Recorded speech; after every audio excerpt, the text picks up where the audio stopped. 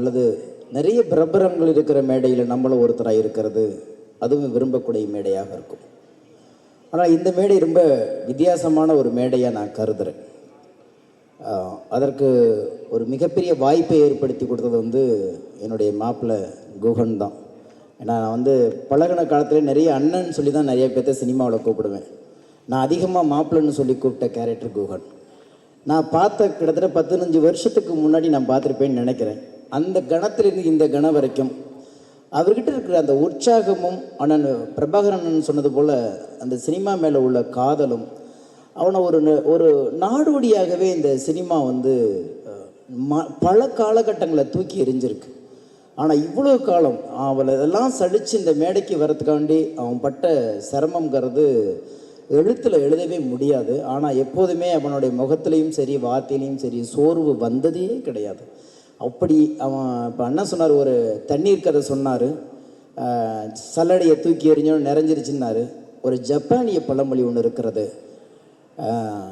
தண்ணீரையும் சல்லடையால் அள்ளலாம், அது பனிக்கட்டியாகும் வரை பொறுமை இருந்தால். அந்த பொறுமை தான் இன்றைக்கு இந்த மேடையை குகனுக்கு கொடுத்துருக்கு. உடனே குகன் அவரை வாழ்த்த வந்திருக்கின்ற கருடானந்த சுவாமிகள் இப்போ தான் அறிமுகமானார். பயங்கர ஃப்ரெண்ட்லி ஆகிட்டோம் நாங்கள் 2 பேரும். ஏன்னா பகுத்தறிவு கலந்த ஆன்மீகம் என்பது அரிதான ஒன்று. பேசும்போது பரவாயில்லை, எந்த வர்ணாசிரமத்துக்குள்ளும் மாட்டிக்கொள்ளாமல் மனிதர்களை மதிக்கக்கூடிய ஒரு ஆன்மீகம் ஐயா கருணானந்தம் இருக்கிறது இந்த ஒரு மணி நேரம் அவங்க கூட பேசிக்கிட்டு இருந்தேன். ஒரு ரொம்ப பகுத்தறிவாளராகவும் இருக்கார், ஆன்மீகத்திலையும் ரொம்ப நேர்மையாக இருக்கார். அவர் இந்த மேடையில் இருக்கிறது ரொம்ப ரொம்ப ஒரு சந்தோஷமான ஒரு தருணமாக நான் பார்க்குறேன். அதே மாதிரி இந்த படம் இந்த களத்துக்கு இங்கே வரத்துக்கு காரணமாக இருந்த தயாரிப்பாளர் ஜெசிகா. ஏன்னா அவங்க இன்றைக்கி குகன் கூட உட்காந்துக்கிட்டு அவ்வளோ வேலைகள். என்னை ஒரு வாரத்துக்கு முன்னாடி என்னை பார்க்க வந்தாங்க. அப்போ சொன்னாங்க, மாப்பிள்ளை யாரை கூப்பிட்றனே தெரில, எல்லாம் தேர்தல் நேரமாக இருக்குனாங்க. நாங்களும் எல்லாரும் முயற்சி பண்ணோம். 2 விஷயம், ஒன்று தேர்தல் பிரபலங்களை பயமுறுத்தியது, இன்னொன்று கலைஞர் அரங்கம் பயமுறுத்தியது. ஏன்னா எதுக்குள்ளேயும் மாட்டிக்க கூடாதுங்கிற ஒரு எச்சரிக்கையிலேயே குகன் மீது உள்ள நட்பும் அவன் மீது உள்ள மரியாதையும் அக்கறையும் இருந்தால் கூட இந்த நேரத்துக்குள்ளே இந்த வளாகத்துக்குள்ளே வந்தால் எங்கே நிறமாறி போய்விடுமோங்கிற ஒரு பயம் அநேகமாக ஒரு 50-60 பேர்த்துக்கிட்டனாவது நம்ம தொடர்பு கொண்டிருப்போம்னு நினைக்கிறேன். அப்போ தான் சொன்னார், மாமாப்பிள்ளை யாருமே வேண்டாம், நம்மளை நம்பி யார் வராங்களோ உட்கார வச்சு நம்ம பண்ணுவோன்னாரு. அப்போ நான் சொன்னேன், 21 டிபார்ட்மெண்ட் நீ கையில் எடுத்துட்ட, நான் கூட வேண்டாம், இந்த கையில் கொடுத்து இந்த கையில் வாங்கடா, அதுதான்டா வெற்றி. ஏன்னா உனக்கு நீ அவனை விட என்னை யார் உன்னை நம்ப போப்பறா அப்படின்னு சொல்லிக்கிட்டு இருந்தோம். அந்த மாதிரி அவ்வளோ தன்னம்பிக்கை. அதே மாதிரி அண்ணன் சண்முகமாக இருக்கட்டும், பிரபாகரனாக இருக்கட்டும், அங்கே இருக்கிற இயக்குனராக இருக்கட்டும், தயாரிப்பாளராக இருக்கட்டும், எல்லாருமே நட்பு ரீதியாக இங்கே வந்தோடனே அவர்களுடைய பிரியமானவர்களாக மாறி மேடைக்கு வந்திருக்காங்களே தவிர இங்கே வர வரைக்கும் இந்த மேடையை அலங்கரிப்பதற்காக யாரையும் கூப்பிடவில்லை. குகன் என்னத்தை சம்பாரிச்சாரோ என்னன்னு எனக்கு தெரியாது, ஆனால் மனுஷங்களை நிறைய சம்பாரிச்சு வச்சுருக்கான். எந்த பக்கம் போனாலும் சரி, எப்படி தான் இவனால இந்த உற்சாகமாக இருக்கும் அப்படின்னு தெரியவே தெரியாது. அவ்வளோ உற்சாகமான ஆள். எப்போ கேட்டாலும் பகிரங்கமாக ஏதோ ஒரு டால்பின் சவுண்டில் பேசுகிறது மாதிரி தான் அவன் குரல் இருக்கும். எனக்கு அதை பார்த்தீங்கன்னா நீங்கள் இப்போ டயலாக்லேயே பார்த்துருப்பீங்க. இதையெல்லாம் மீறி சினிமா ஒருத்தனை மிகப்பெரிய அச்சுறுத்திக்கிட்டே இருக்கும். நம்மளாம் சினிமாவுக்கு சிரமப்பட்டு இன்னும் உதவி இயக்குனராகவே, இன்னும் சாதாரண துணை நடிகர்களாகவே 5 வருஷம் 6 வருஷம் போராடிட்டு முடியாமல் மறுபடியும் தன் சொந்த ஊருக்கே திரும்ப முடியாமலும் இந்த ஊரில் வாழ முடியாமலும் எத்தனை பேர் இங்கே நாடோடியாக தெரிஞ்சுக்கிட்டு இருக்கிறோம். அப்போ ஒரு சலிப்பு வந்துடும் சினிமா மேலே.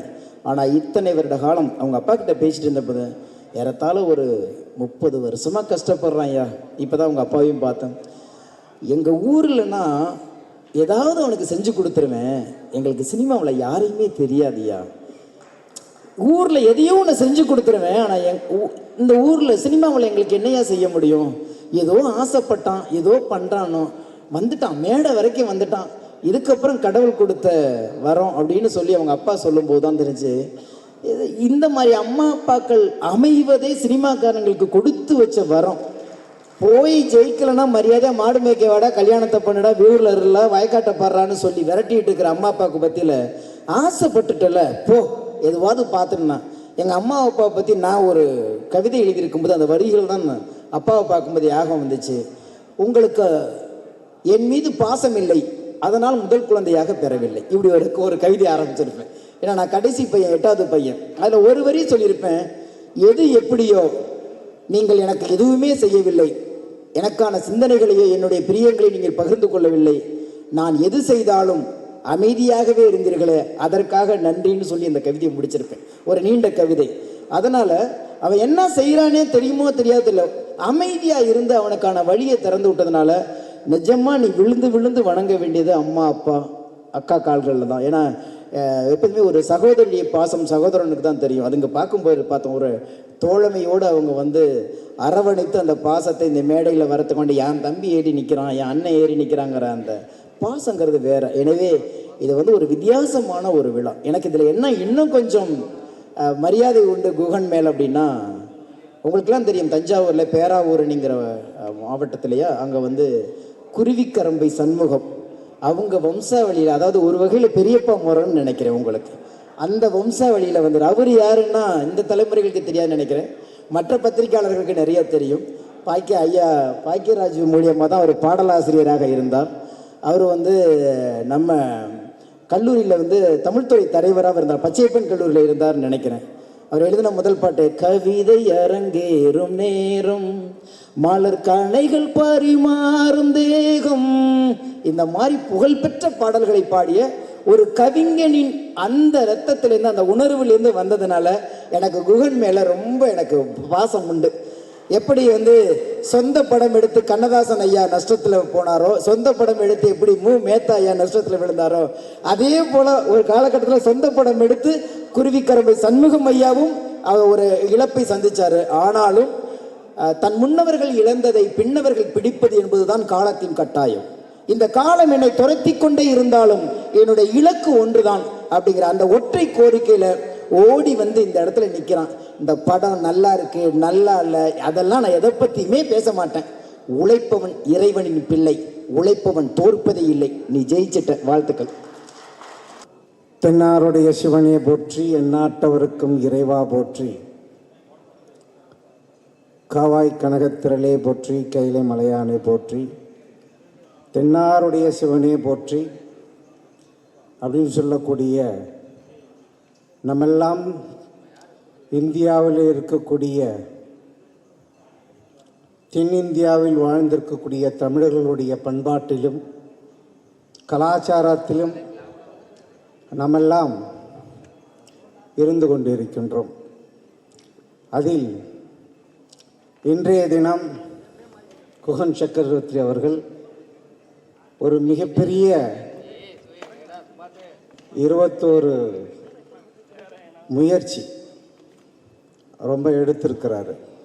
ஒரு தனிப்பட்ட மனிதன் வாழ்வாதாரத்தில் நாம் எந்த துறையில் இருக்கின்றோமோ அந்த துறையில் நமக்கு பிடித்த விஷயங்களை செய்யக்கூடியதுதான் ஸ்கிரிப்ட். நம் மனிதர்கள் உணர்ந்து மாதா பிதா ஃபிலிம்ஸ்னு வச்சிருக்கிறார். நம் அனைவருக்குமே மாதா பிதா குரு தெய்வம் சொல்லுவோம்.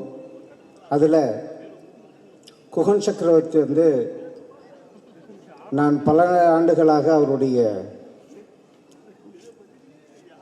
நட்பில் இருக்கின்றேன். இன்னொன்று என் அண்ணான்னு தான் சொல்லுவார், நான் தம்பின்னு தான் சொல்லுவேன். இந்த படம் பல நாட்களுக்கு முன்பு எடுக்கப்பட்டது. ஆனால் சில பேருக்கு இந்த ஆன்மீக கலையில் இந்த சினிமா ஃபீல்டில் இருக்கிறவங்களுக்கெல்லாம் ஒரு பெரிய எந்த ஒரு பேக்ரவுண்டும் இல்லாமலும் அவங்களுடைய முயற்சியில் அவங்களுடைய வெற்றி காண்பது எப்படின்னா, சிநேகன் ஐயா எப்படியெல்லாம் சொன்ன இந்த சினிமா துறையில் அவருடைய எழுத்துக்களும் பாடல்களும் அவருடைய முன்னேற்றத்திற்கு ஒவ்வொருவரும் முயற்சி செய்தால் மட்டுமே வெற்றி பெற முடியும். அந்த வகையில் இந்த வங்காள விரிகுடாவினுடைய படத்தை ஒரு நாள் குகன் சக்கரவர்த்தியினுடைய வீட்டுக்கு நான் போயிருந்தேன். அப்போ எனக்கு போட்டு காமிச்சார். சாமி, நான் படம் எடுத்துக்கிறதெல்லாம் பாருங்கள், எப்படி இருக்குன்னு சொல்லுங்கள் சாமி அப்படின்னு சொன்னார். சத்தியமாக சொல்கிறேன், எனக்கு படமே ஒன்றுமே புரியல. எல்லா படங்களும் ஒரு வித்தியாசமாக இருக்கும். அப்துல் கலாமுடைய அந்த நிகழ்ச்சியெல்லாம் நீங்கள் பார்க்கணும். அந்த படம் இன்னும் அதெல்லாம் காமிக்கல, ட்ரெய்லரில் அது கூட காமிக்கல. அதில் ஒரு சீன் காமிச்சிருந்தா கூட நல்லா இருந்திருக்கும்னு நினைக்கிறேன். அப்துல் கலாமுடைய இறுதி சடங்குகள் அதனுடைய நிகழ்ச்சியெல்லாம் ரொம்ப தத்துரூபமாக அந்த படம் எடுக்கப்பட்டிருக்கிறது. ஆனால் படம் எனக்கு புரியல. ஆனால் 2 வாட்டி போட்டு பார்க்குறேன், திரும்பியும் எனக்கு புரியல. 3வது வாட்டியும் பார்க்குறேன். அப்புறம் பக்கத்தில் உட்கார வச்சுட்டு ஸ்கிரிப்ட் எல்லாத்தையும் பேசி என்ன பண்ணிருக்கீங்க, இது என்ன பண்ண போகிறீங்க, இது ஏன் இது முன்னாடி ஏன் சேர்க்கல, இது ஏன் பின்னாடி. எனக்கு என்ன சினிமா ஃபீல்டை பற்றி நமக்கு ஒன்றும் தெரியாது. இருந்தாலும் அந்த படத்தை பார்க்கின்ற பொழுது 1 முறைக்கு 2 முறையாக பார்க்கின்றேன். 3வது முறை தான் எனக்கு கொஞ்சம் புரிகிறது அந்த படத்தினுடைய கதை. அப்படி நுணுக்கமாக ஒவ்வொரு விஷயங்களும் நல்ல முறையில் செஞ்சிருக்கிறாரு. படம் ரொம்ப ரொம்ப எல்லாருக்கும் பிடிக்கும். ஏன்னா ஒரு காலகட்டத்தில் கதை, திரைக்கதை, வசனம், டைரக்ஷன் நிறைய பண்ணக்கூடியவர்கள் பாக்யராஜ் ஐயா அவர்கள் மற்றும் டி ராஜேந்தர் அவர்கள். அப்படி தான் நம்மெல்லாம் பார்த்துருப்போம். இந்த காலகட்டத்தில் இன்றைய தினத்தில் 21 ஸ்கிரிப்டை வச்சு ஒரு டைரக்ஷன் பண்ணுறாரு, படத்தை எடுத்திருக்கிறாருன்னா. ஏன்னா அன்றைய காலகட்டத்தில் சினிமா எடுப்பது ரொம்ப சுலபமாக இருந்தது. அதனால் பாக்யராஜ் அவர்கள், டி ராஜேந்தர் அவர்கள் எல்லாம் வெற்றி பெற்றார்கள். இன்றைய காலகட்டத்தில் இந்த வங்காள விரிகுடாவுடைய 21 ஸ்கிரிப்டை வச்சு பண்ணியிருக்கிறாருன்னா, அவர் எப்படி இந்த சினிமாவில் பாக்யராஜ், ராஜேந்தர்கள் எல்லாம் எப்படியெல்லாம் அவங்க வளர்ந்தார்களோ உழைப்பை போட்டு, அதுபோல இன்றைய காலகட்டத்தில் குகன் சக்கரவர்த்தி வெற்றி பெற்றிருக்கிறார் என்பதுதான் எனக்கு மிகப்பெரிய பொருத்தமாக அமையும். நிறைய கலைஞர்கள் சினிமா துறையில் ரொம்ப கஷ்டப்பட்டு இருக்கிறீங்க. அவங்களுக்கெல்லாம் என்னுடைய ஆன்மீக ரீதியாக சொல்லக்கூடிய ஒரே ஒரு விஷயத்தை மட்டும் உங்களுக்கு உணர்த்தி கொண்டு சொல்லுகிறேன். நீங்கள் எந்த துறையில் வேணாலும் இருங்க, கலைத்துறையில் பல கலைத்துறைகள் இருக்கிறது. அதில் கேமராமேனாக இருக்கலாம், அசிஸ்டன்ட் டைரக்டராக, அப்புறமா திரும்பி டைரக்டராக மாறலாம், வீடியோகிராஃபராக இருக்கலாம், ஃபோட்டோகிராஃபராக இருக்கலாம், தொழில்நுட்ப வல்லுநர்களாக இருக்கலாம். நீ எந்த தொழிலில் ஒரு தொழிலை எடுக்கிறியோ அது கடைசி வரை அந்த தொழிலில் மட்டும்தான் நீங்கள் இருக்கணும். அப்போ தான் நீங்கள் இந்த சினிஃபீல்டில் ஜெயிக்க முடியும்.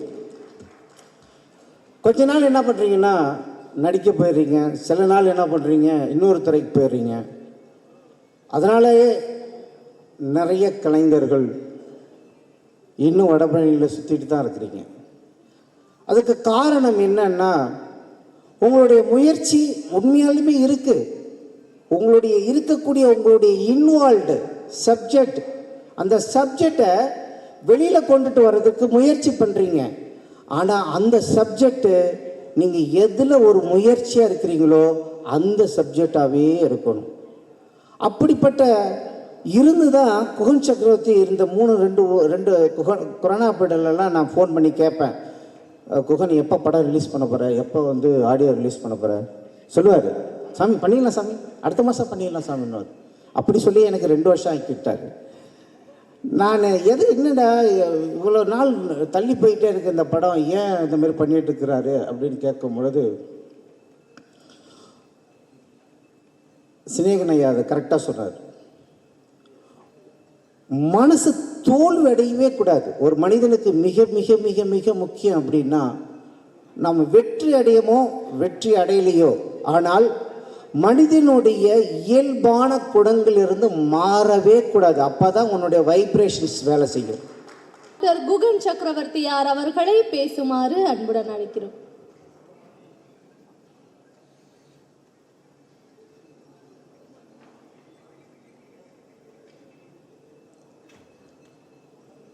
எல்லாருக்கும் வணக்கம். மைக் கொஞ்சம்.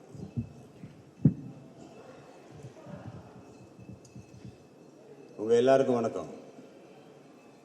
இன்னைக்கு என்ன பெரிய முதலாளி அவரு வணக்கம்.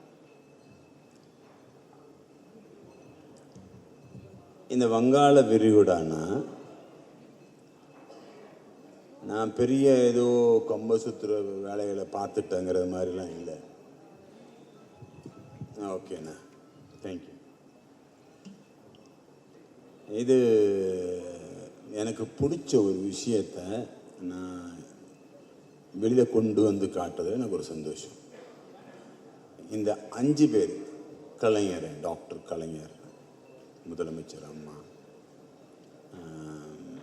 முதலமைச்சர் எம்ஜிஆர் அவர்கள், அண்ணா அவர்கள், ராமேஸ்வரம் கடற்கரை ஓரத்தில் இருக்கிற அப்துல் கலாம் ஐயா அவர்கள், இந்த 5 பேரையும் ஒரே போஸ்டரில் கொண்டு வரணுங்கிறதுக்கு மட்டும் யோசித்த படம் தான் இந்த வங்காள விரிகுடா. அதில் கிழக்கே உதிக்கும் சூரியனை கடவுளாக நினைப்பதுண்டு. உச்சியில் இருக்கிற சூரியனை பல பேர் வெயில்னு திட்டுவதுண்டு. மறையும் பொழுது சூரியனை மனசார ரசிப்பதுண்டு. சூரியனுக்கே அந்த நிலைமை, மனுஷனுக்கு நிலைமைங்கிறது இந்த படத்தோட கரு. இந்த டாக்டர் ஏபிஜே அப்துல் கலாம் அவர்களின் கனவு காணுங்கள் என்ற திருவாசகம் திரைப்படமாக்கப்பட்டுள்ளது. அவர் சொன்னது மாதிரி இந்த ப்ராஜெக்ட்ல என்ன மாதிரி வாழாதீங்க, அவங்கள மாதிரி வாழுங்கன்னு படம் எடுத்திருக்கிறேன். எப்படின்னா,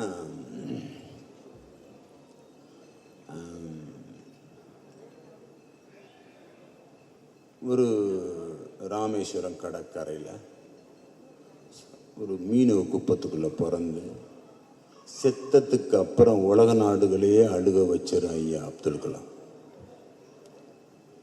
என்ன மாதிரி கோடீஸ்வரனாவும் குறுநில மன்னனாவும் வாழ்றதை விட இதே வங்காள விரிகுடா கடற்கரை ஓரத்தில் மீனவ குப்பத்துக்குள்ள பிறந்து செத்ததுக்கு அப்புறம் வெளிநாட்டில் உலகத்தையே அழுக வச்சார் ஐயா அப்துல் கலாம். நானும் அவர் வழியில வாழணும்னு ஆசைப்பட்டு எடுக்கப்பட்ட கதை. நமக்கு பிடிச்ச தலைவர்களையும் இந்த வங்காள விரிகுடா சுமந்துக்கிட்டு தான் இருக்கு. பேரறிஞர் அண்ணா அவர்கள் வாழும் இடம் வங்காள விரிகுடா. புரட்சி தலைவர் வாழும் இடம் வங்காள விரிகுடா.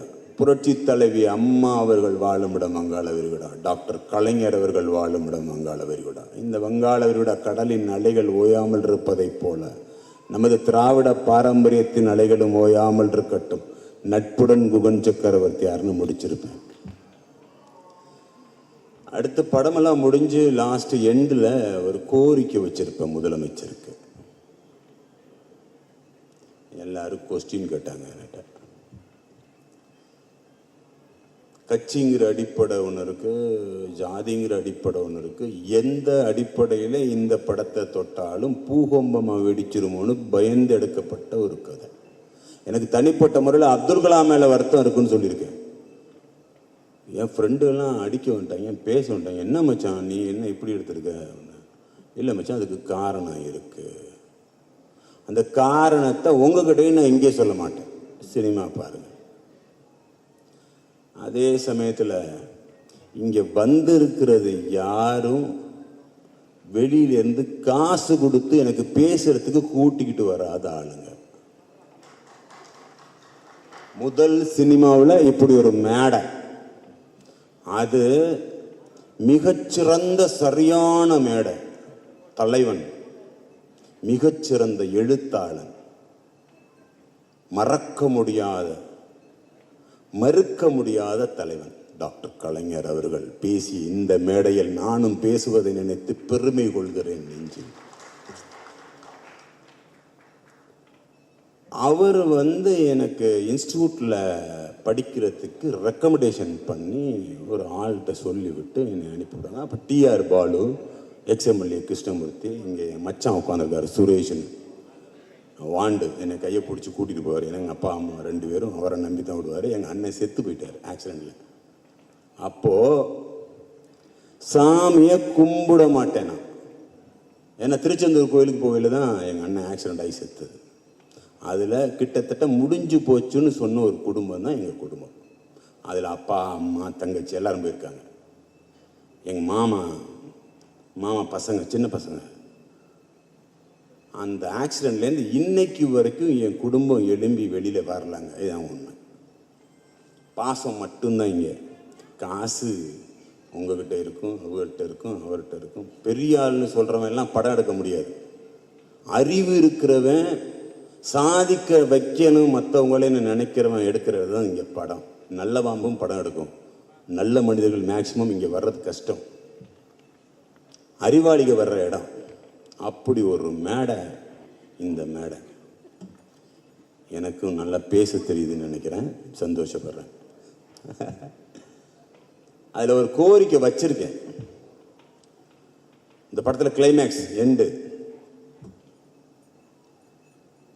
நம் தலைவர்கள் வாழும் பூமிக்கு மெரினா கடற்கரை என்ற பெயரை விட திராவிட கடற்கரை என்ற பெயரை பொருத்தமாக இருக்கும் என்று நம் பாரம்பரியத்தின் வாரிசு மாண்புமிகு முதலமைச்சர் மு.க. ஸ்டாலின் அவர்களின் கவனத்திற்கு இந்த வங்காள விரிகுடா திரைப்படத்தின் வாயிலாக பரிந்துரை செய்கிறேன். பணிவன்புடன் மக்களோடு நான்.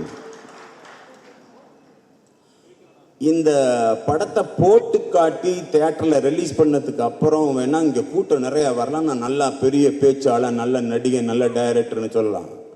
அதுக்கு வளர்ச்சி அடைகிறதுக்கு நல்ல அப்பா அம்மா வேணும். எனக்கு கிடைச்ச அப்பா அம்மா மாதிரி யாருக்கு கிடைச்சிட்டு எனக்கு தெரியாது. அப்படி ஒரு அப்பா அம்மா. அதே மாதிரி என் மாப்பிள்ளை ரொம்ப பிடிக்கும்.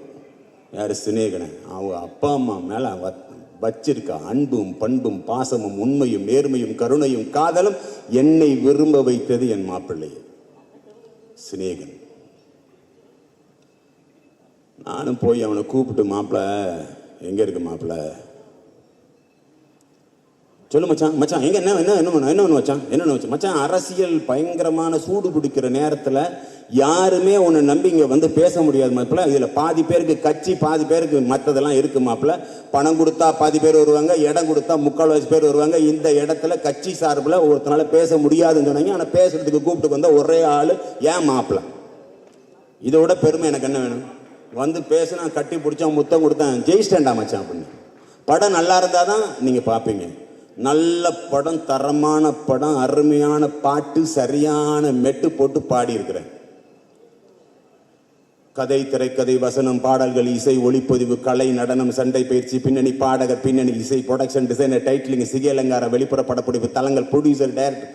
அப்போ பாஸ் இதுக்கே ட்ரைனிங் எடுத்த தான் பஸ் உங்ககிட்ட பேசி ஜெயிக்க முடியும். ஏன்னா இங்கே ஒரு மிகப்பெரிய நடிகை இந்த மேட்ரெல்லாம் அழகாக அரேஞ்ச் பண்ணியிருக்காரு, நிகில் முருகன் அண்ணா.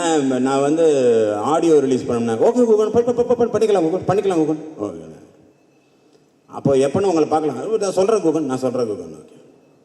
ஒரு நாள் ஃபோன் பண்ணி, குகன் நம்ம பண்ணிக்கலாமா? ஓகேண்ணா ஓகேண்ணா. அதுக்கப்புறம் ஓகேண்ணே, ஃபங்க்ஷனுக்கு காலையில் எல்லாம் புக் பண்ணி எல்லாம் வந்தாச்சு, எல்லோரும் வந்தாங்க. குகன் ரெடி ஆகிட்டியா, வர்றியா வா. 3 நாள் தான் தலைவா பேசியிருக்கிறாங்க. இதுக்குள்ளே இந்த ஃபங்க்ஷன் வச்சு நடத்துறதுக்குள்ளே என்ன மாதிரி படக்கு நடிக்கணும் நமக்கு தான் தெரியும். காசு பணம் மட்டும் முக்கியம் இல்லைடா, என்னை நம்படா வாடான்னு கூப்பிட்ட ஒரு நல்ல ஒரு மிகச்சரியானவன். அதனால தான் பிஆர்ஓவில் பெரிய லெவலில் இருக்கிறாரு நிகில் முருகன்றது எனக்கு இன்னைக்கு தெரியும். சத்தியம். சட்டை போட்டு வேட்டி கட்டி எல்லாரும் பெரிய மனுஷன் ஆயிட முடியாது. நல்லா தலைமுடியை பலன்னு வச்சுருந்தா கூட ரஜினிகாந்த் ஆயிட முடியுமா? முடியாது தலைவா. எவன் தலையில் என்ன எழுதியிருக்கோ அதுதான் நடக்கும். நாளைக்கு எனக்கு இங்கே இருக்குது அப்படின்னா இது கண்டினியூ ஆகும். அதனால் உழைக்கிறேன், பொழைக்கிறேன், என்னை ஆசீர்வாதம் பண்ணுங்க.